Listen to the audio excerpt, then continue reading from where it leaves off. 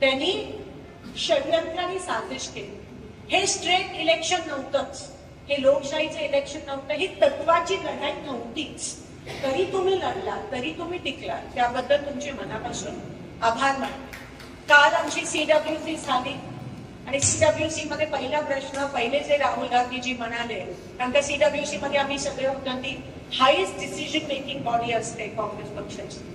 हे म्हणाले की जेव्हा आपण जिंकतो तेव्हा सगळ्यांच्या चेहऱ्यावर आनंद असतो आणि हरतो तेव्हा दुःख असतं. ते म्हणाले ना उलट करा, कारण का आपण हरलो नाही आहोत. ह्या विजयाच आहे.